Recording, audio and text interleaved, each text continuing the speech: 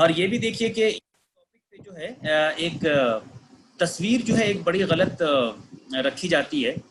देखिए कुछ चीज़ें होती है ना जिनकी हकीकत कुछ और होती है, लेकिन उसका प्रोजेक्शन ऐसे होता है या उसको मशहूर ऐसे कर दिया जाता है कि गोया के लगता है कि ये एक तरफा ही तस्वीर उसमें दिखती है। जैसे मिसाल आपके सामने जैसे ही ये बात आती है कि नॉनवेज गोश्त का मसला, तो सीधे जहन में सबके मतलब गैर मुस्लिमों के खास करके जहन में यही बैठा होता है कि मुसलमान गोश्त खाते हैं।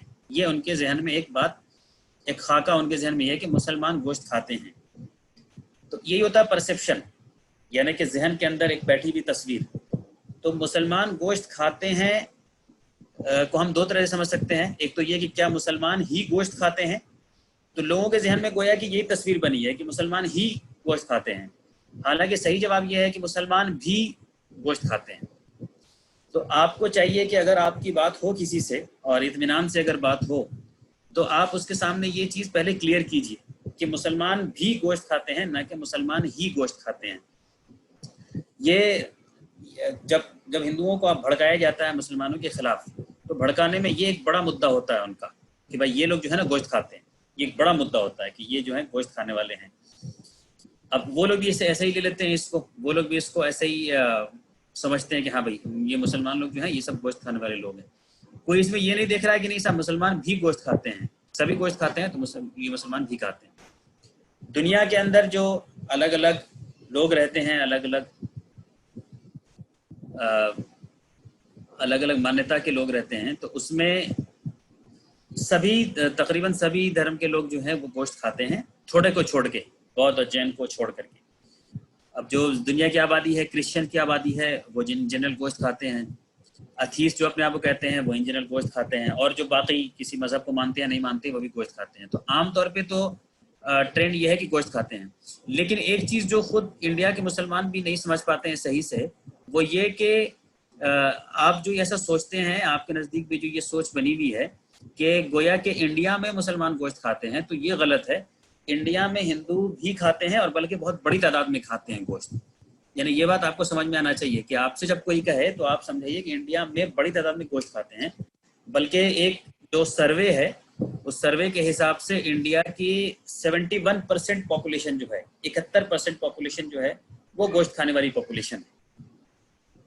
ये बात बहुत इंपॉर्टेंट है, आपको समझना चाहिए। आपको भूल जाएं, अगर याद नहीं रहे तो कुछ मत कीजिए, आप गूगल में जाके बस सर्च कीजिए कि what percentage of Indian are non vegetarian, तो आपको जवाब मिलेगा कि 71% आता है कमोबेश फिगर जो है। अब इंडिया में 100 में से रहने वाले में 15 मुसलमान कहलाते हैं कि साहब 15 जो है ये मुसलमान है। तो अब अगर 70-71% अगर टोटल है नॉन वेजिटेरियन, इसमें 15 या 18 अगर मुस्लिम्स हैं, तो फिर हमारे गैर मुस्लिम भाई कितने हुए? तकरीबन 55-56%। यानी हिंदुओं की आबादी में से जो है तकरीबन 56% जो है ये वो लोग हैं जो गोश्त खाते हैं। तो बेसिकली इंडिया की कहा सकती है 50% ज़्यादा आबादी गोश्त खाती है। तो सबसे पहले आपको ये क्लैरिफाई करना पड़ेगा सामने के कि भाई तुम्हारा स्टैंड ये, इसको पहले सही करो कि मुसलमान ही गोश्त खाते हैं। बोलो मुसलमान भी खाते हैं, हिंदू भी खाते हैं।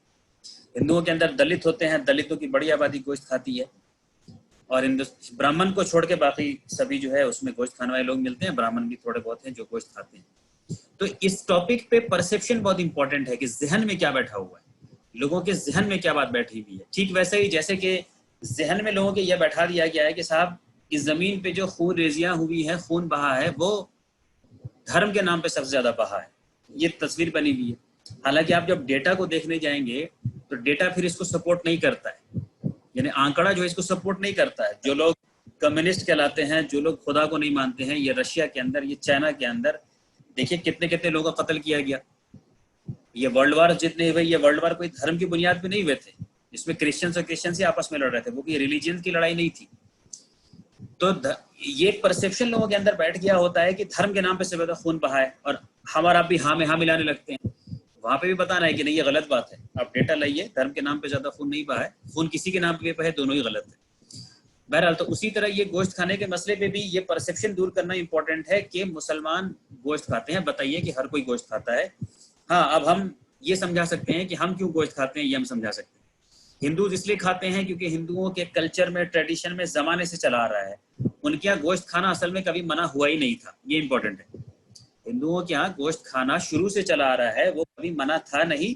जब बौद्ध और जैन धर्म का तेजी से बढ़ावा मिला इंडिया में, जब लोग हिंदू धर्म के रीति रिवाज और कर्म कांडों से तंग आकर बौद्ध और जैन धर्म अपनाने लग गए, तो वहां पर चूंकि अहिंसा का एक फॉर्मूला दिया गया था, या एक कर्म कांड से हटा के सिंपल जिंदगी बिताने का एक फॉर्मूला दिया गया बुद्धिज्म वगैरह में, तो फिर यहाँ के अंदर से, हिंदुओं के अंदर से भी फिर ये आवाज आने लगी कि ठीक है, हम लोग को भी जो है सिंप्लिसिटी या अहिंसा को बढ़ावा देना चाहिए, मानना चाहिए। तब फिर कुछ लोगों ने कहा कि अच्छा, गोश्त नहीं खाना चाहिए, वरना गोश्त खाना अलाउड रहा है शुरू से, इनके स्क्रिप्चर्स भरे पड़े हुए हैं गोश्त खाने के ताल्लुक से।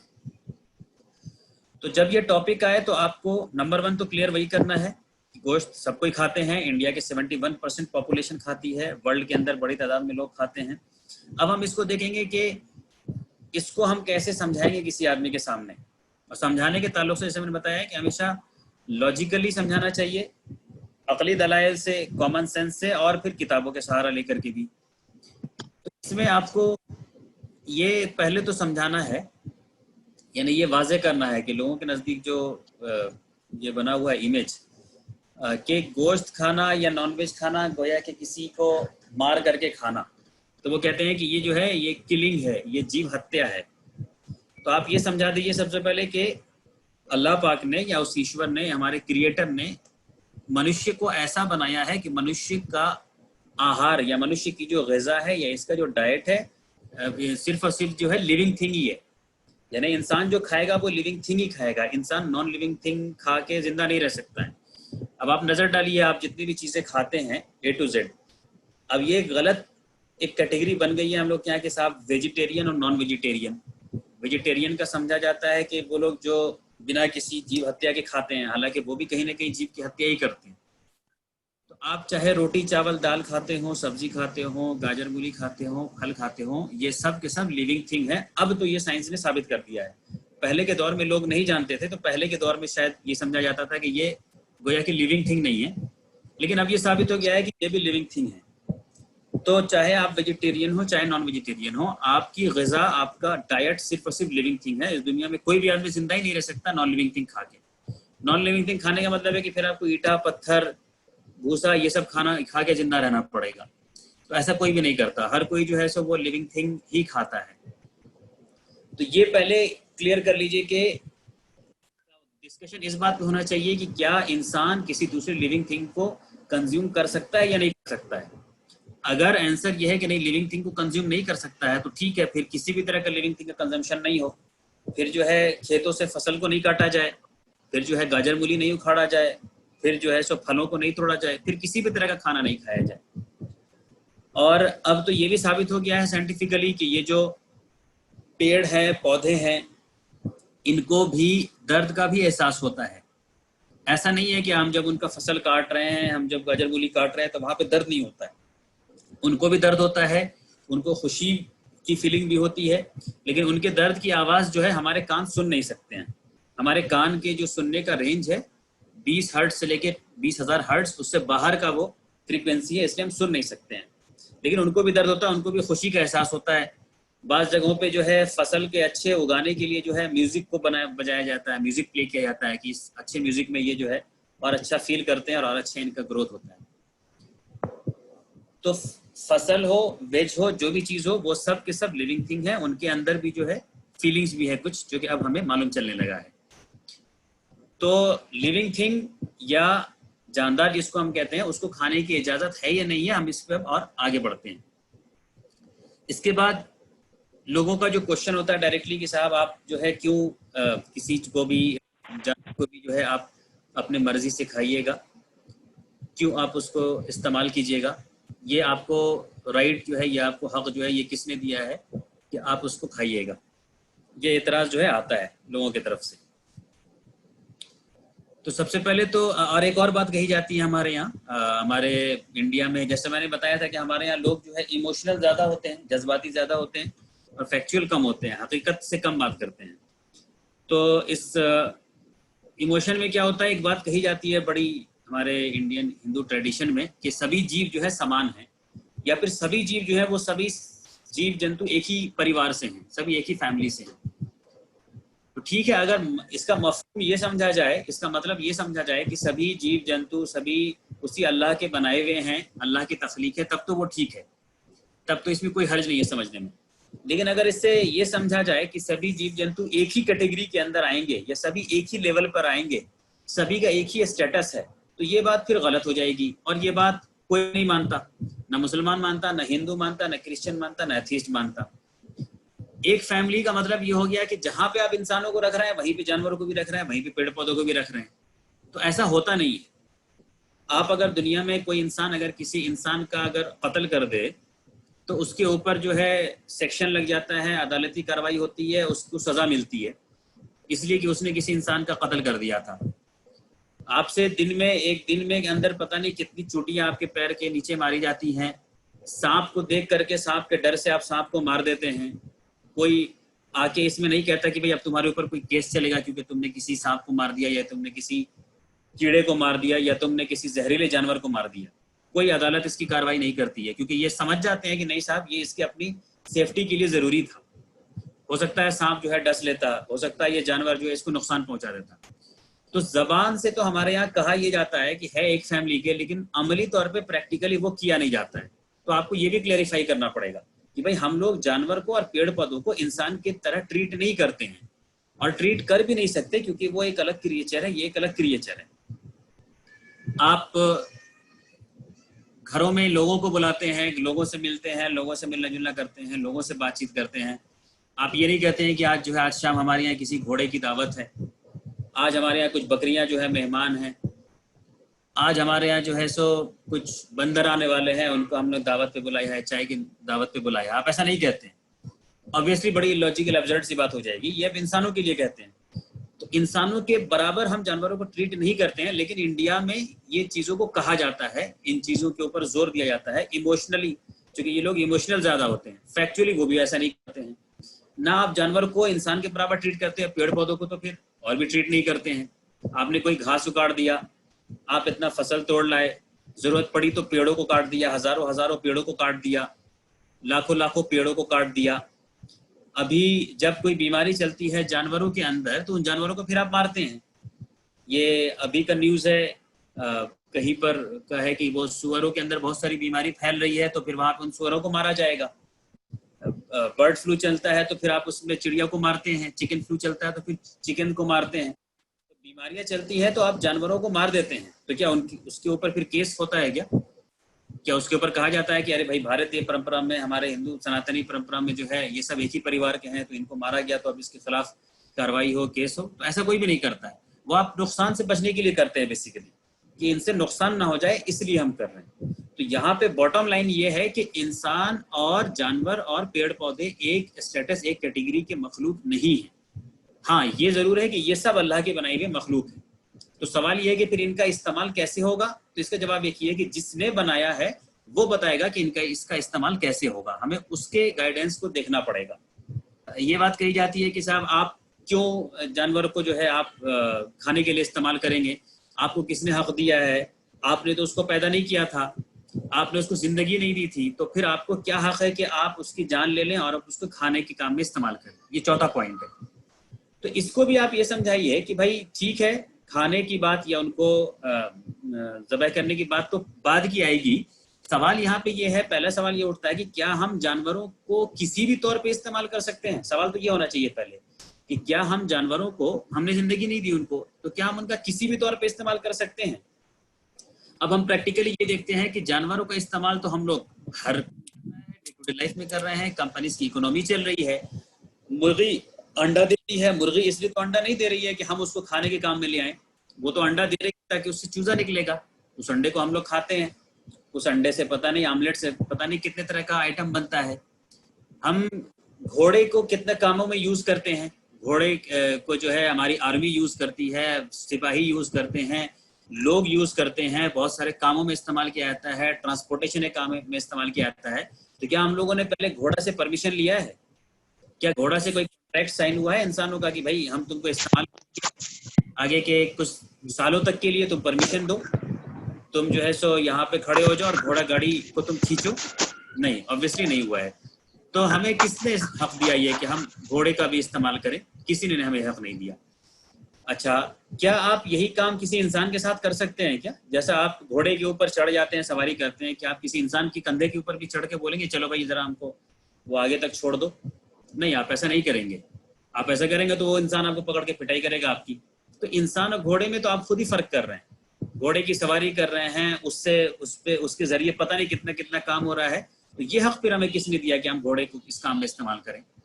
यह हक हमें किसने दिया कि फिर हम भेड़ के अंदर से ऊन निकाल लें और उस ऊन से जो हम स्वेटर बना के पहने? फिर तो आपको स्वेटर भी नहीं पहनना चाहिए, ये भेड़ के ऊन से बना हुआ है। भेड़ से आपने परमिशन नहीं लिया, जब भेड़ ने नहीं कहा था कि आ जाओ भाई मेरा जो है तुमने ऊन निकाल लो, वो भी मशीन लगा लगा के कर रहे हैं। अब पूरी की पूरी इंडस्ट्री बनी हुई है। जानवरों के आप जो है खालों से, उनके चमड़ों से जो है पता नहीं लेदर का, पूरी लेदर इंडस्ट्री चल रही है उसके बेसिस पे। आप जो कितने तरह के सामान इस्तेमाल कर रहे हैं। जानवरों से पूछा था कि भाई तुम्हारा खाल हम निकाल लेंगे, उससे हम ऐसा इस्तेमाल करेंगे। तो ये फर्क हम लोग खुद इस्तेमाल कर रहे हैं, ये खुद हम लोग मेंटेन कर रहे हैं कि हम जानवर और इंसान को बराबर ट्रीट नहीं कर रहे हैं। लेकिन जबान से हम ये कहते रहेंगे। दूध पी रहे हैं, तो क्या गाय ने आपको हक दिया था कि आप उसका दूध लेके और खुद पीने के इस्तेमाल में लाइए? गाय ने तो परमिशन नहीं दिया था। घोड़ा बेचारा शरीफ सा, गधा बेचारा शरीफ सा जानवर है, आप जितना उसके ऊपर बोझ रखते जाइए कुछ नहीं कहता है। तो फिर आप जो है उसके ऊपर बोझ रखे जा रहे हैं और उससे ढोने का काम ले रहे हैं। ये हक किसने दिया? तो जितने भी तरह का जानवर का इस्तेमाल है वो इस्तेमाल ही करना गलत हो जाएगा अगर आपकी लॉजिक यही है कि साहब हमको किसने राइट दिया उनको इस्तेमाल करने का या खाने का, या फिर हमने उसको जिंदगी नहीं दी है तो हम क्यों उसको जो है खाने के काम में लाएं। तो अगर खाने का काम गलत होगा तो उससे पहले का जो स्टेज सब है, ये सारा का सारा स्टेज भी फिर गलत हो जाएगा। अब आप नजर दौड़ाइए, जानवरों से कितने तरह का काम लेते हैं इंसान, अब काउंटलेस है ऐसी चीजें हैं। तो ये सब का सब भी गलत हो जाएगा। इसका मतलब कि फिर हम कह कुछ रहे हैं कर कुछ और रहे हैं, हमारे कहने और करने में जो है फर्क आ रहा है। इसका मतलब कुछ चीज है जो मिसिंग है हमसे। और मिसिंग ये है कि जिसने उस जानवर को बनाया था, जिसने हमें बनाया था, उसी ने ये तय किया, उसी ने ये हिदायत दी कि हम इनका इस्तेमाल कर सकते हैं या नहीं कर सकते। ये है इसकी बात। तो ये पार्ट भी जरा बड़े अच्छे से क्लियर हो जाना चाहिए आपके अंदर कि जानवरों का इस्तेमाल, चाहे वो आप अंडा खा रहे हो, चाहे वो आप दूध खा रहे हो, चाहे वो डेयरी प्रोडक्ट्स को यूज कर रहे हो, चाहे वो जानवर के बेसिस पे आप लेदर का यूज कर रहे हो, जितने भी तरह का काम है आप अपने घर पे चारों तरफ नजर डालेंगे कहीं ना कहीं आपको वो चीजें मिल जाएंगी। तो फिर ये भी गलत हो जाएगा। तो ये बात भी हमें उनको जो है समझाने की है। चौथी बात ये। पांचवी बात ये कि लोग ये भी कहते हैं, कुछ लोग कहेंगे कि भाई आपको तो वेजिटेरियन चीज मुहैया है, अवेलेबल है, तो आप वेजिटेरियन चीज खाइए, नॉन वेजिटेरियन चीज क्यों खाते हैं? वेजिटेरियन से मुराद उनका वही होता है कि साहब रोटी दाल सब्जी फल वगैरह। तो वो कहते हैं कि हमारे ईश्वर ने प्रबंध कर ही दिया हमारे लिए खाने के लिए, तो हम क्यों जाए फिर दूसरी चीजों को खाने के लिए। वैसे आदमियों को भी आप बहुत एक छोटी सी मिसाल देकर समझा दीजिए कि भाई दुनिया की एक अच्छी खासी ऐसी आबादी या अच्छा खासा ऐसा हिस्सा भी है जहाँ पे कि किसी भी तरह का वेजिटेरियन फूड अवेलेबल नहीं होता है।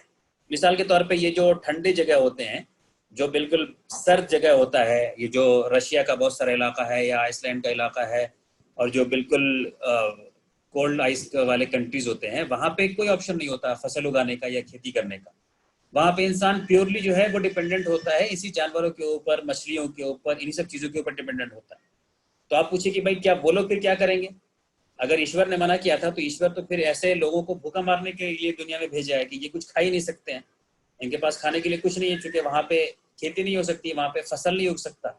वो तो सिर्फ और सिर्फ जानवरों पर ही डिपेंडेंट है, वो तो सिर्फ और सिर्फ मछलियों पर ही डिपेंडेंट है। तो वहाँ पे वो कहेंगे, ऐसे लोग कहेंगे कि हाँ नहीं ऐसे लोग वहाँ पे खा सकते हैं। तो आप कहिए कि भाई जब वहाँ के लोग खा सकते हैं, इसका मतलब कि फिर इंसानों के लिए तो मना ही नहीं हुई, ह्यूमन काइंड के लिए एज ए होल ये चीज जो है मना नहीं हुई। इसका मतलब ये है कि हमें और आपको फिर कुछ और समझना भी पड़ेगा। कुछ जगह तो ऐसे हैं डेफिनेटली जहाँ पे कि इंसान कुछ और खा ही नहीं सकता है, वो सोनली इसी पे डिपेंडेंट होता है। तो अगर ये खाना गलत है, धर्म के विरुद्ध है, इंसानियत के खिलाफ है, बिल्कुल अमानवीय है, इनह्यूमन है, तो फिर ऐसे लोग तो फिर आगे सर्वाइव ही नहीं कर पाएंगे, बल्कि ये तो फिर मर जाएंगे। ये फिर आपको जो है उनको समझाना पड़ेगा। उसके बाद फिर आपको ये भी समझाना है इनको कि ये फूड साइकिल के ताल्लुक से कि ये हमारे मालिक ने जो है हमारे लिए एक फूड साइकिल बनाया है। फूड साइकिल का मतलब जिसको कहते हैं आहार श्रृंखला, जिसमें कि इसमें अलग अलग लेवल पे अलग अलग कैटेगरीज के क्रिएचर होते हैं। जैसे कि जानवर हैं, जंगली जानवर हैं, वो जंगली जानवर होते हैं जो दूसरे जानवरों को खाते हैं। जैसे ये शेर है, चीता है, ये हिरन को खाता है या इस जेबरा को खाता है। उसी तरह ये हिरन है, ये जेबरा है, ये जो है घास फूस को खाता है। और इंसान को भी अल्लाह ने ऐसा बनाया है कि इंसान जो है ये इन कुछ जानवरों को भी खा सकता है, कुछ वेज को भी खा सकता है। तो ये जो एक साइकिल बनी हुई है, ये साइकिल नेचर की तरफ से ऐसा बना हुआ है कि जब हम उस मालिक की बात को मान के जिंदगी अगर गुजारेंगे तो ये साइकिल भी अपने आप को बैलेंस में मेंटेन किए रखेगी। वरना अगर ये बैलेंस गड़बड़ाएगा तो ये साइकिल भी फिर जो है गड़बड़ा जाती है। इसका एक सीधे से एग्जांपल देखिए कि आप तो ये सुनते चले आ रहे हैं कि साहब शेर, चीता जो है ये हिरन को खाते हैं, जेबरा को खाते हैं और सैकड़ों तरह के जानवरों को खाते हैं।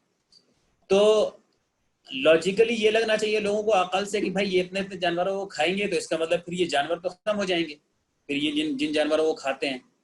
लेकिन हमारे पास जो डेटा है ये इसका उल्टा है। आमतौर पे हमें यही मिलता है कि जंगल में शेर कम हो रहा है, जंगल में चीता कम हो रहा है। इसीलिए फिर हम लोग क्या कैंपेन चलाया जाता है, सेव टाइगर्स, सेव लायन।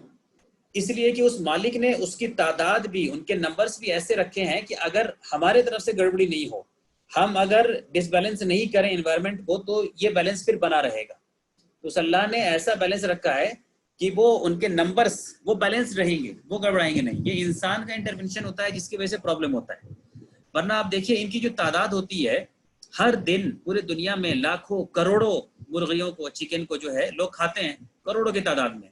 उसी तरह लाखों जो है बकरी को या जानवरों को, दूसरे जानवरों को खाया जाता है। इसके बावजूद भी आपको ये सुनने को नहीं मिलेगा यूजुअली कि साहब चिकन की बहुत कमी हो रही है, या बकरी की बहुत कमी हो रही है, या भेड़ की बहुत कमी हो रही है।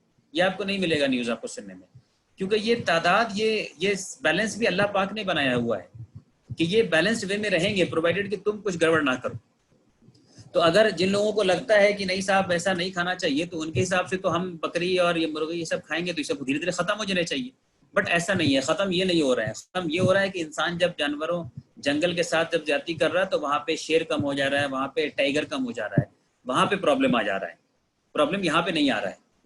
तो ये चीज़ भी है, हमें जो है उनको समझाने की है, फूड साइकिल के समझाने की है। इसके बाद एक और बहुत इंपॉर्टेंट पॉइंट है, वो ये कि लोग ये कहते हैं कि ये जो आप खाते हैं जानवरों को, तो या आप उसकी हत्या कर रहे हैं, मार रहे हैं, उसको कत्ल कर रहे हैं।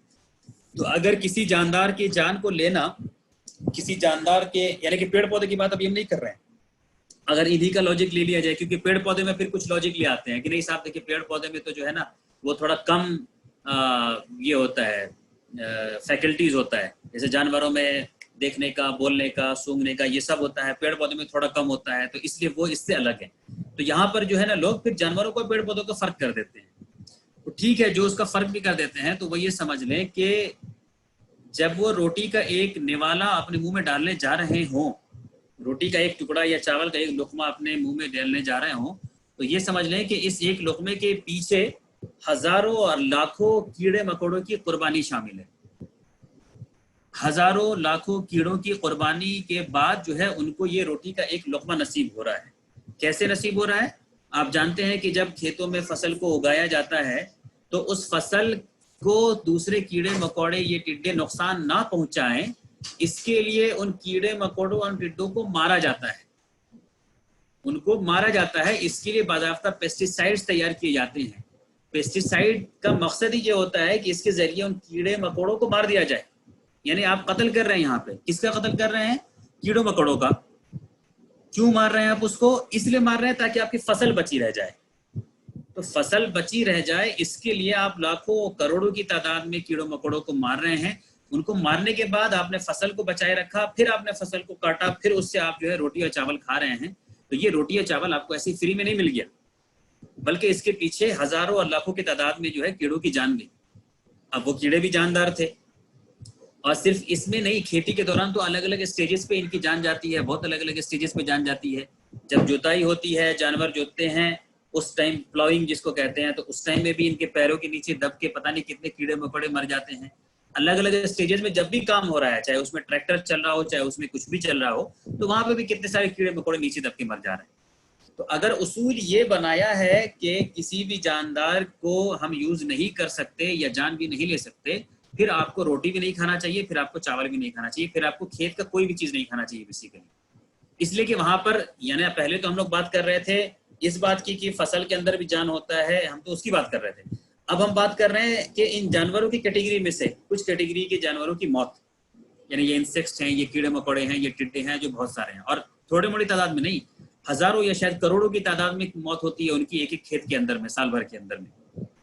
तो अगर ये कहा जाए कि एग्रीकल्चर या pesticide industry is the largest killing industry in the world, तो ये गलत बात नहीं होगी। किलिंग एज पर देयर डेफिनेशन, यानी किलिंग जिसको वो लोग कहते हैं उसके हिसाब से अगर किलिंग है या हत्या है, तो उस हिसाब से तो सबसे ज्यादा हत्या तो फिर हमारे खेतों में हो रहा है। सबसे ज्यादा हत्या हम जो है सो केमिकल इंडस्ट्रीज में कर रहे हैं, जहाँ पे हम पेस्टिसाइड्स बना रहे हैं। तो इससे ये मालूम चला कि फिर हमें कहीं ना कहीं ये फर्क करना पड़ेगा कि क्या चीज को हम इस्तेमाल कर सकते हैं, क्या चीज को इस्तेमाल नहीं कर। बहुत सारे हमारे भाई ये भी कहते हैं, वो ये कहते हैं हमारे तो भाई कि भाई जब हमें ईश्वर ने नहीं ऐसा बनाया है कि हम उसको जानवरों को, या ईश्वर जब नहीं चाहता है कि हम जानवरों को खाएं तो हम क्यों खाते हैं। तो वो लोग इसी तरह से कहते हैं, जब हमारा मालिक नहीं चाहता तो हम क्यों खाएं। तो अब ये देखिए कि क्या हमारा मालिक वाकई ये चाहता है कि हम नहीं खाएं, या वो ये चाहता था कि हम इसको भी खाएं। अगेन ही वाली बात नहीं है, बल्कि भी वाली भी हम खाएं। तो ये हम लोगों को जो है देखना पड़ेगा। तो उसमें कुछ थोड़े सी चीज़ों को देखिए तो बहुत क्लियर हो जाता है कि अल्लाह पाक ने जो इंसानों को जो बनाया है, तो ये इंसान अपने आप से बन के नहीं आ गया है। इंसान ने अपने से अपना हाथ नहीं लगा लिया, अपना पैर नहीं लगा लिया, गर्दन अपने से फिट नहीं कर लिया, बल्कि इंसान को वैसा ही पैदा हुआ है जैसा उसको मालिक ने बना के भेजा है। तो इंसान के जो दांत होते हैं, उनके दांतों में दोनों तरह के दांत मिलेंगे। यानी आपको वो दांत भी मिलेंगे जिसके जरिए से, यानी कैनाइन जिसको कहते हैं, जिसके जरिए गोश्त को आप फाड़ सकें, यानी थोड़े तेज नुकीले टाइप के, ऐसे दांत भी मिलेंगे। और वैसे फ्लैट टीथ भी मिलेंगे जो कि वेजिटेरियन खाने में इफेक्टिव हो। जब आप कार्निवरस जानवर को देखते हैं, यानी मांसाहारी जीव को देखते हैं, तो उनके दांत जो है अमूमन वो ऐसे होते हैं ताकि वो गोश्त को खा सकें। तो उनके कैनाइन टीथ होते हैं यूजुअली, जो गोश्त को फाड़ने वाड़ने का काम करेंगे। लेकिन जब आप हर्बीवरस यानी शाकाहारी जानवरों को देखेंगे तो उनके फ्लैट टीथ होते हैं। फ्लैट टीथ इसलिए ताकि वो घास फूस सब्जी वगैरह को खा सके, इस तरह की चीजों को खा सके। वो गोश्त को नहीं खा पाएंगे, गोश्त जो है उनको वो खा नहीं पाएंगे। तो अगर हमारा मालिक ये चाहता कि इंसान जो है नहीं खाए, गोश्त को खा ही नहीं सके बिल्कुल, तो हमारा मालिक इंसान को ऐसे दांत ही नहीं देता जिसके जरिए कि इंसान जो है वो गोश्त को भी फाड़ सके। हम लोग गोश्त खाते हैं ना, तो गोश्त को फाड़ भी देते हैं उसको, है ना, गला नहीं होगा तो भी खींच करके उसको जो है फाड़ देते हैं। तो जानवर भी ऐसा करते हैं कि जानवरों खाना हो तो अपने कैनाइन टीथ से जो है वो गोश्त को फाड़ देते हैं। लेकिन हर्बीवरस एनिमल में ऐसे दांत फिर नहीं होता है, उनको वैसे जिससे कि वो उस चीज को खा सके जिसके लिए उनको बनाया गया है। तो अगर हमारा मालिक ये चाहता कि हम जो है इंसान जो है नहीं खाए गोश्त, तो अल्लाह पाक इंसान को ऐसे दांत क्यों देता, ये हम उनसे सवाल कर सकते हैं। उसी तरह फिर और भी इसमें बहुत सारे पॉइंट है कि जैसे जो कार्निवरस एनिमल्स होते हैं उनके अंदर, यानी मांसाहारी जीव के अंदर जो एंजाइम जो रिलीज होता है, उनके बॉडी के अंदर जो एंजाइम रिलीज होता है वो एसिडिक होता है, अम्ल होता है, अम्ल नेचर का होता है, एसिडिक जिसको बोलते हैं। जो हर्बीवरस एनिमल होता है उसके अंदर जो है अल्कलाइन नेचर का एंजाइम रिलीज होता है। लेकिन इंसान जो है उसके अंदर जो है दोनों तरह के एंजाइम रिलीज होते हैं, ताकि दोनों तरह, यानी इंसान बेसिकली उसके जो ग़िज़ा है, यहाँ पे बताने का मकसद ये है कि इंसान की जो ग़िज़ा है उसका जो फूड कंटेंट है वो कार्निवरस और हर्बीवरस दोनों तरह का है। इसको दोनों तरह के खाने लेने की कैपेबिलिटी है, इसलिए इसके अंदर एंजाइम जो है एसिडिक और अल्कलाइन जो है सो दोनों तरह के हो सकते हैं। उसी तरह आप जो देखेंगे आंतों की लंबाई देखेंगे, इंटेस्टाइन की लंबाई देखेंगे, तो जो कार्निवरस होते हैं उनके इंटेस्टाइन की लंबाई जो है वो बड़ी कम होती है, यूजुअली 5 से 6 मीटर एक कुत्ते का दिखा रहा है एवरेज। और उसी तरह जो हर्बीवरस होते हैं उनके एंजाइम की लंबाई बहुत ज्यादा होती है। जैसे शीप है, बताया जा रहा है कि उसके बॉडी का 27 गुना ज्यादा होता है। तो कार्निवरस का बहुत कम हो रहा है, हर्बीवरस का बहुत ज्यादा होता है। और आप जानते हैं कि ये जो डाइजेस्टिव सिस्टम है ये खाने को पचाने में हेल्प करता है। इंसान का जो है ये इन दोनों के बीच का होता है।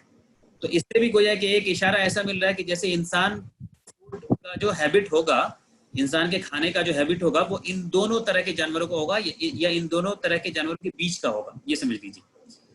तो बहरहाल यहाँ पे मैंने 2-3 एग्जाम्पल दिए आपको, 2-3 हवाले दिए, ये बताने के लिए, जस्ट इस सवाल के जवाब के लिए कि जहाँ पे लोग ये कहते हैं कि हमारा ईश्वर नहीं चाहता है कि हम वो खाएं तो हम क्यों खाते हैं, तो वो ये समझाने के लिए कि ईश्वर ने जो बनाया है हमको, उसने जो हमारी संरचना की है, तख्लीक की है, वो ऐसी की है कि जैसे हमारा खाने का जो सिस्टम होगा, मामला होगा, वो इन दोनों तरह के जानवर जैसा होगा। तो हम वो भी खा सकते हैं, ये भी खा सकते हैं, ऐसा हमारे मालिक ने हमको बनाया है।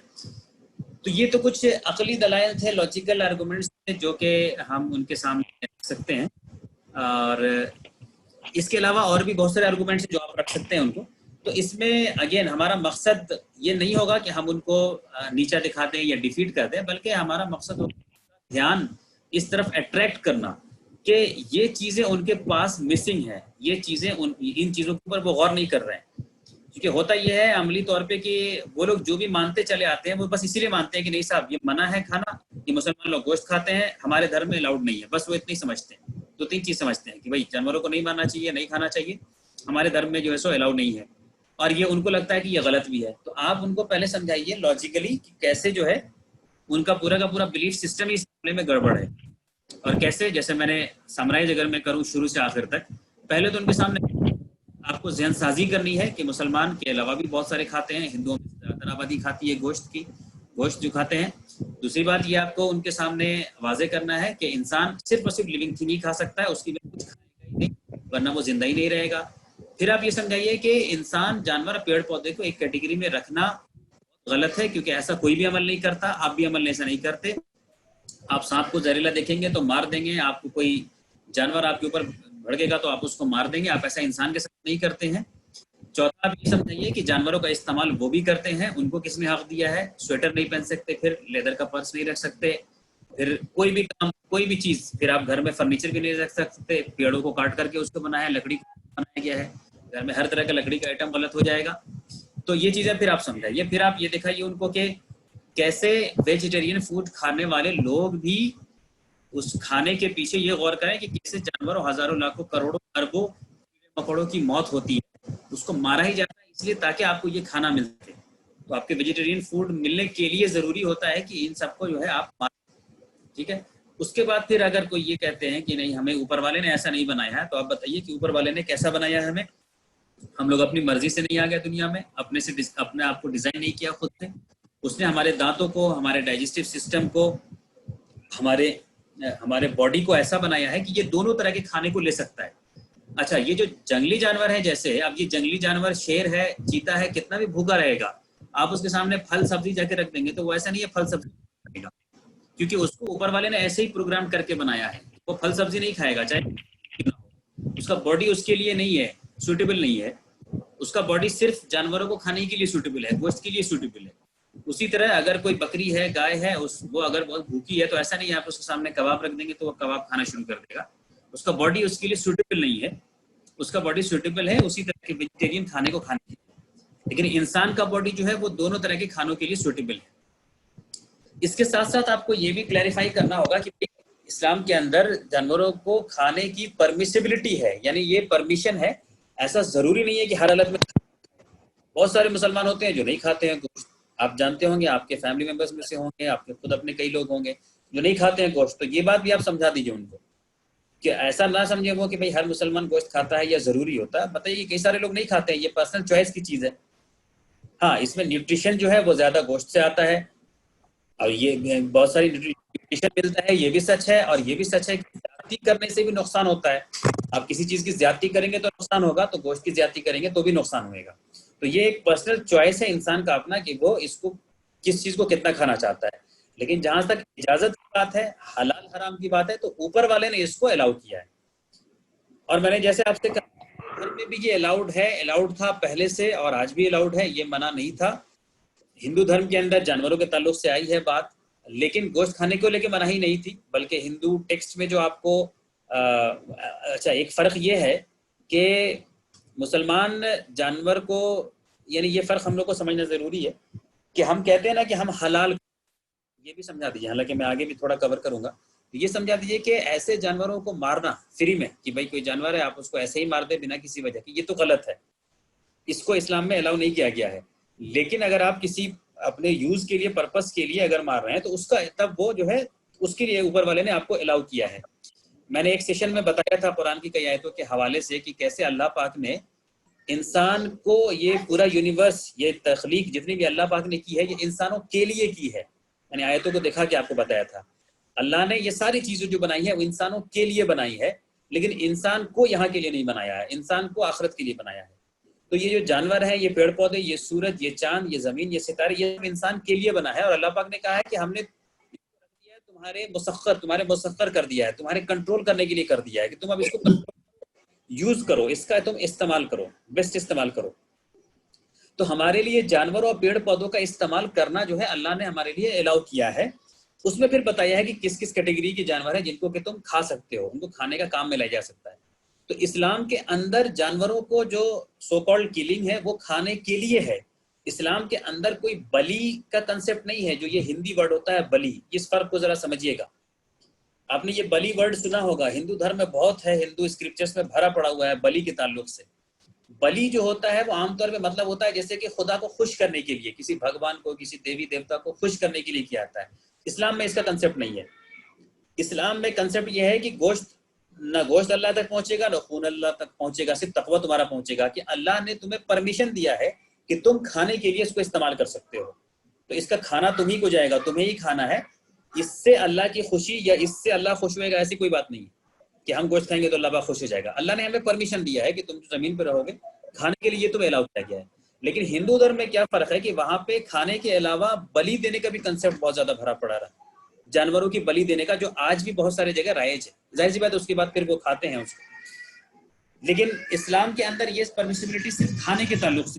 तो बलि वर्ड कभी भी यूज मत करें इस्लाम के कॉन्टेक्स्ट में, आप बलि वर्ड यूज मत करें। इसको हम कहते हैं हलाल करना या कुर्बानी करना या हलाल गोश्त खाने के लिए।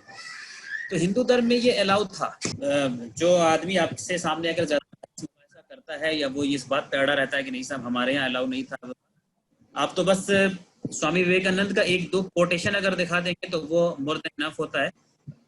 और उसमें से खास करके ये कोटेशन बहुत मशहूर है। इसमें से एक मैं दिखा दूं, एक और मैं आपको दिखाऊंगा, जिसमें इन्होंने कहा है कि there was a time in this India when without eating beef no Brahmin could remain Brahmin. Basically Vivekananda ji ने जो है ना इस बात की वकालत की, एडवोकेसी की थी कि हिंदुओं को गोश्त खाना चाहिए और गाय का गोश्त खाना चाहिए। और इसी के आगे के रेफरेंसेस में उन्होंने बताया है कि, और उनका रीजन ये था कि साहब ये जो कॉम्पिटिटिव वर्ल्ड है, इस कॉम्पिटिटिव वर्ल्ड में इंडिया वाले बड़े पीछे रह जाएंगे, क्योंकि दुनिया के बाकी लोग गोश्त खा रहे हैं, दुनिया के बाकी लोग गोश्त खा रहे हैं, इंडिया वाले अगर नहीं खाएंगे तो ये बड़े पीछे रह जाएंगे, इसलिए इंडिया वालों को भी गोश्त खाना चाहिए। मैं आपको इसका एक आध हवाला और दिखाऊंगा। एक तो बस आपको यहाँ पे ये दिखा रहा हूँ, जब उनसे ये पूछा गया कि इंडिया का गोल्डन एज क्या था, इंडिया का स्वर्णिम दौर कौन सा था, इंडिया का सुनहरा दौर कौन सा था, इसके जवाब में उन्होंने ये बात कही थी कि इंडिया का सुनहरा दौर वो था जबकि 10 ब्राह्मण मिलके एक गाय का गोश्त चट कर जाते थे, एक गाय को चट कर जाते थे, खा जाते थे। तो यहाँ पे एक कोटेशन है कि there was a time in this very India when without eating beef no Brahmin could remain a Brahmin. ये आपको मैं एक दो बस कोटेशन दिखा दूं, जो आपको जरूरत पड़े तो आप किसी को दिखा सकते हैं। इन्होंने ये कहा, इनकी एक किताब है इनकी जिंदगी के ऊपर, the complete work of Swami Vivekananda, ये बहुत मशहूर है। इसमें इनकी बहुत सारी बातें हैं जो हमारे लिए भी बहुत इफेक्टिव है काम की। तो यहाँ पे बहरहाल इन्होंने ये कहा है, वॉल्यूम 5 का एक है reference, in what way do you see this importance of Buddhism in India today, it is obvious and overwhelming, you see India never loses anything and only she takes time to turn everything into bone and muscle. Buddha dealt a blow at animal sacrifice from which India has never recovered, and Buddha said kill no cows and cow killing is an impossibility with us. तो मैंने आपसे कहा था ना शुरू में कि हिंदू धर्म में शुरू से था ये, जब बौद्ध धर्म और जैन धर्म जब फैलना शुरू हुआ तो उस वक्त चूंकि इतना ज्यादा कर्म कांड, इतना ज्यादा अंधविश्वास इंडिया के हिंदुइज्म के अंदर था कि उससे तंग आकर के लोग बौद्ध धर्म की तरफ जाने लग गए थे। तो बुद्धा की टीचिंग में से ये थी कि किल नो काउस। तो इसमें इन्होंने कहा है कि बुद्धा ने जो ये बताया किल नो काउस, उससे हमारे यहाँ जो है एकदम इम्पॉसिबल हो गया, हमारे यहाँ भी नामुमकिन हो गया गाय का गोश्त खाना। और उन्होंने कहा कि बुद्धा ने ऐसा झटका दिया हम लोगों को एनिमल सेक्रीफाइस के ताल्लुक से, जिससे कि इंडिया आज तक रिकवर नहीं हो पाया है। यानी ये कहना चाह रहे हैं कि एनिमल सेक्रीफाइस, जानवरों की कुर्बानी यहाँ पे ट्रेडिशन में रही है, हमेशा से रही है, लेकिन ये बुद्धा ने जो ये सब फंडा ले आए, कंसेप्ट ले आए, इससे हम लोग रिकवर नहीं हो पा रहे हैं, इससे हम लोग कभी रिकवर नहीं हो पाएंगे। ये इनका स्वामी विवेकानंद जी का कहना है। फिर एक और आपको बताया, ये बीफ खाने के ताल्लुक से, ब्राह्मण के ताल्लुक से, ये ब्राह्मण की बात हो रही है, नॉर्मल हिंदूज की बात नहीं हो रही है।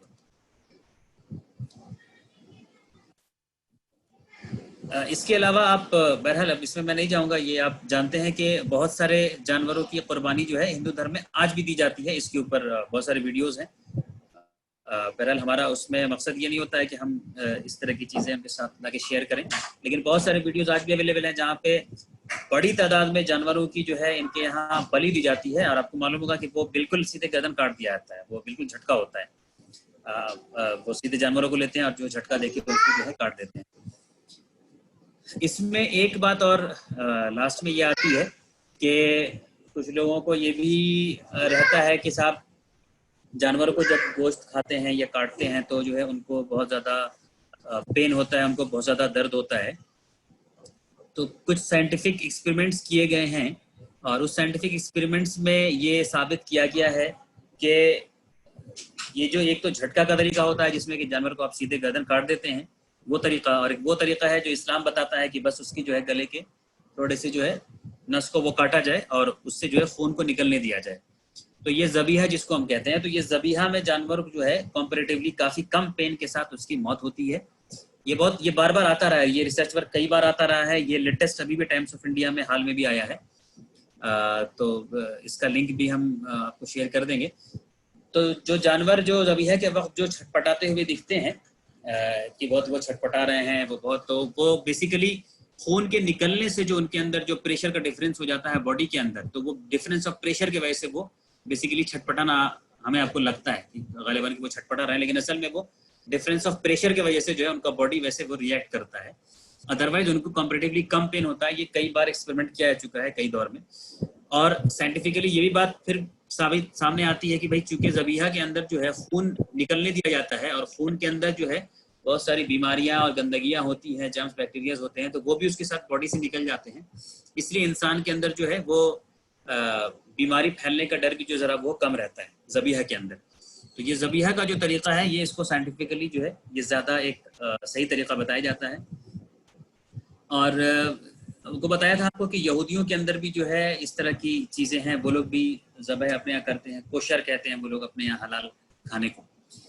जहाँ तक हिंदू स्क्रिप्चर की बात है, तो मैंने बताया हिंदू स्क्रिप्चर में तो बहुत हिस्सा है, खासकर इसमें जो मनुस्मृति की किताब है इनकी, इस मनुस्मृति किताब के अंदर तो बहुत सारे मंत्र ऐसे हैं जो गोश्त खाने के बारे में कमांड करते हैं, गोश्त खाने के लिए कहते हैं और गोश्त खाने के ऊपर जोर देते हैं। और लॉजिक भी ये दिया गया है मनुस्मृति में। मनुस्मृति का लॉजिक ये है कि जो मार रहा है उसको भी ईश्वर ने बनाया है, जो मरने वाला है उसको भी ईश्वर ने बनाया है, इसलिए इसमें कोई हत्या की बात नहीं है। इसलिए जो इसमें कोई हत्या की बात नहीं है। मनुस्मृति 5वां चैप्टर है, 5वां आप अवेलेबल हर जगह इजीली अवेलेबल रहता है, नेट पे मिल जाएगा। तो 5वां चैप्टर को आप पढ़ेंगे 1 से लेके 30, 35, 40 मंत्र तक, उसमें बहुत सारे मंत्र आपको मिल जाएंगे मनुस्मृति में भी। इसके अलावा वेदों में और भी बहुत सारी किताबों में इनके जो है वो गोश्त खाने के ताल्लुक से फिर बहुत सारे रेफरेंसेस हैं। यहाँ पे मैं एक चीज़, और मैंने एक चीज़ आज ही जो है वो लिखा है और आज मैंने बहुतों के साथ शेयर भी किया है। वो इसलिए शेयर किया क्योंकि फिर एक ये बार बार एक हाल में आजकल जो है मीडिया की तरफ से एक कैंपेन छेड़ा गया था मुसलमानों के खिलाफ हलाल खाने को लेके। आप लोगों ने भी सुना होगा, हर जगह बात आ रही थी कि ये हलाल खाना, मुसलमान हलाल खाना खाते हैं। तो ये चूंकि मीडिया में काफ़ी आ रहा था और इसके ऊपर मेरे पास बहुत सारे लोगों ने क्वेश्चंस भी किए थे, तो जब आंसर दिया मैंने तो सोचा कि उसको फिर एक आर्टिकल की शक्ल में उसको लिख देते हैं। आप में से कईयों को मिला भी होगा आज, जिसमें ये बताया मैंने कि कैसे सनातन धर्म के अंदर भी जो है हलाल खाने की बात कही गई है, कि सनातन धर्म में हलाल खाने की बात की गई है। इसमें पहले समझाया है कि हलाल होता क्या है, तो बताया है कि साहब हलाल एक अरबी ज़बान है जिसका मतलब होता है कि जो परमिशेबल है तुम्हारे लिए, जो जायज़ है तुम्हारे लिए। और कुरान में अलग अलग कॉन्टेक्स्ट में इसको इस्तेमाल किया गया है हलाल को, हलाल खाना, हलाल रिश्ता, अलग अलग कॉन्टेक्स्ट में है। तो खाने के ताल्लुक से भी हलाल की बात आती है। अब ये जो मीडिया कैंपेन चलाती है इंडिया में, तो एक तो ऑब्वियसली ये निगेटिव वे ही में चलाती है और हिंदुओं के अंदर बस एक गलती जानकारी भरती है, उनके अंदर सही जानकारी तो भरती नहीं है। तो अभी इन लोगों को ये भी नहीं मालूम होगा कि हलाल का मतलब जो है वो परमिशेबल होता है या हलाल जो है वो दूसरे सेंस में भी यूज होता है। इनको लगता होगा सिर्फ खाना ही हलाल होता है, उनके नजदीक अभी ये जा रहा है मैसेज। तो पहले तो उनको समझाइए कि साहब हलाल जो है एक अरबी का ज़बान का वर्ड है, इसका मतलब होता है परमिसिबल। फिर समझाइए उसको कि हम जो है मुसलमान जो हैं, ये मुसलमानों के लिए आम हालात में किसी भी जानवर को कत्ल करना मना है। कुरान में आई है कई बार बात कि किसी भी नफ्स को जो है बिना वजह, बिना किसी रीज़न के जो है उसका जान लेना जो है ये नहीं करना है हमें। वो वजह जहाँ पे हमें ज़रूरत है, जहाँ पे हम अपनी जायज़ ज़रूरत को पूरा करना, वहाँ पे इनका इस्तेमाल फिर कर सकते हैं। तो इनमें से एक ज़रूरत होती है हमारे खाने की। तो जब हम खाने के लिए इनको हम अगर कत्ल करने जा रहे हैं, मारने जा रहे हैं, तो हम कहते हैं इसको कि अब ये हलाल है, यानी हलाल करो इसको। यानी कि ये हलाल ऐसे नहीं था आप सिर्फ शौक के लिए मारने जा रहे हैं या बस ऐसे ही उसको मार के छोड़ देना चाह रहे हैं, तो वो हराम है, वो गलत है। खाने के लिए इस्तेमाल करना है तो कह रहे हैं अच्छा हम इसको हलाल कर रहे हैं। तो ये भी फिर सवाल आता है कभी कभी कि अच्छा आप लोग अल्लाह का नाम क्यों लेते हैं, बिस्मिल्लाहिर्रहमानिर्रहीम कह के क्यों करते हैं? उनको लगता है जैसे कि किसी को मारने से पहले बिस्मिल्लाहिर्रहमानिर्रहीम कहना है या अल्लाह अकबर कहना है। तो अब फिल्मों के जरिए भी फिर उनके जहन में भर दिया गया ये बात कि मुसलमान जब किसी गैर मुस्लिम को मारेंगे तो वो फिर अल्लाह अकबर चिल्लाएंगे या बिस्मिल्लाहिर्रहमानिर्रहीम कहेंगे। तो अब हिंदू ये समझने लगते हैं कि किसी को मारने के लिए भी मुसलमान लोग जो है ना बिस्मिल्लाहिर्रहमानिर्रहीम कहते हैं, हालांकि ये बिल्कुल ही डिसकनेक्टेड बात है। उनको समझाना ये है कि जानवर को अल्लाह ने बनाया, इंसान को भी अल्लाह ने बनाया, पेड़ पौधों को भी अल्लाह ने बनाया। अल्लाह ने जानवर, पेड़ पौधे, सारे चीज़ों को इंसान के मातहत किया है, इंसान के कंट्रोल के लिए किया है। इंसान इसका इस्तेमाल जायज़ ढंग से करेगा। इंसान के इस जायज़ ढंग से इस्तेमाल में ये शामिल है कि वो खाने के लिए इस्तेमाल कर सकता है। तो जब वो खाने के लिए उस जानवर को जब ज़बह करने जाएगा तो उसके अंदर फिर ये रिमाइंड करना होगा उसको, याद ध्यानी करना पड़ेगा अल्लाह का नाम लेने में। ये जो कुरान ने बताया ना कि तुम अल्लाह का नाम लो, तो वो ये याद ध्यानी है कि भाई ऐसे तो इसको मारना, इसकी जान लेना गलत था, लेकिन आपने हमें परमिशन दिया है खाने की, इसलिए हम आपकी परमिशन से हम इसको जो है ज़बह कर रहे हैं और खाने के काम में इस्तेमाल कर रहे हैं। तो ये हमारे एक याद ध्यानी के लिए खास करके, अदरवाइज इसको मारना जो है वो गलत था। जैसे इसको यहाँ पे इस लिखा गया है कि wanton killing of animal is prohibited, but for consumption as food it is allowed with the permission of God. So we take God's name while slaughtering these animals. Otherwise we will think that taking life is somehow in our hands. हमारे ज़हन में ये ख्याल नहीं जाना चाहिए कि हमारे अपने हाथों में है। ये बहुत इंपॉर्टेंट है कि हमारे अपने हाथों में हम जिसको चाहे मार दें, नहीं, हमारे हाथ में नहीं है। हम अल्लाह के रहनुमाई से चल रहे हैं। अल्लाह ने रहनुमाई हमारी की है कि तुम खाने के लिए अल्लाह का नाम लो और तब इनको जो है तुम इस्तेमाल करो। तो we remind ourselves that though it is very surely wrong to take life, we are taking the life for the purpose of eating it as a food alone, purely by the permission of God. ये अल्लाह की मर्जी से हम कर रहे हैं। तो ये अल्लाह की मर्जी, अल्लाह के उस यानी उस बड़ाई को या अल्लाह के उस परमिशन को याद ध्यानी के लिए हम खास करके अल्लाह का नाम ले रहे हैं वहां पर उसके ज़बह करने के टाइम में। तो ये एक दूसरा हिस्सा है जो हमें आपको समझना भी है और उनको समझाना भी है। अब इसके दूसरी बात अब ये आ गई कि एक तो चूंकि आम हिंदू भाइयों को नहीं मालूम होता है, इसलिए मैंने बस एक लाइन में यहाँ पे लिख दिया है कि Shri Ramchandra ji himself used to eat meat, read this. यहाँ के फिर एक मेरा दूसरा आर्टिकल है जो खुलेगा, जो डिटेल की चीज़ है। तो उसमें बताया है मैंने कि कैसे रामचंद्र जी खुद ही गोश्त खाते थे और बहुत शौक से खाया करते थे, और बिल्कुल वाज़ेह तौर पे ये मेंशन है हिंदू स्क्रिप्चर में। मैं उसको दिखाता हूँ इसके बाद फिर ये बताया कि the great Indian personality Swami Vivekananda emphasized the need of eating meat to Hindu brethren. अब उन्होंने खुद ये कहा कि अगेन स्वामी विवेकानंद का कोटेशन है कि you will be astonished if I tell you that according to the old ceremonials he is not a good Hindu who does not eat beef, on certain occasions he must sacrifice a bull and eat it. उसके बाद ये कि there was a time in this very India when without eating a beef no Brahmin could remain Brahmin. और भी बहुत सारे quotation है, सिर्फ यहाँ पे दो को मैंने रखा है जस्ट उनको एक सामने वालों को एक झलक दिखाने के लिए कि ये जो परसेप्शन बना है कि मुसलमान गोश्त खाते हैं वो कितना गलत है, वो बस दिखाने के लिए, बताने के लिए। वरना बहुत सारे कोटेशन है, किताबों के अंदर बहुत डिटेल है, बाज़ाफ्ता किताबों में पूरा डिटेल है कि गोश्त किस किस जानवर को मारा जाए, कैसे मारा जाए, उसको कैसे तकसीम किया जाए, कैसे डिवाइड किया जाए, बहुत सारी तफसीलात हैं उसके। अब उसके बाद हम ये कह रहे हैं कि सनातन धर्म में भी हलाल फूड खाने की बात की गई है। 2 conditions were laid for their slaughter in Hindu scripture. Number 1, name of the god must be taken during slaughter, so that it must be remembered that with his permission slaughter is being done. And number 2, the procedure given by the god must be followed.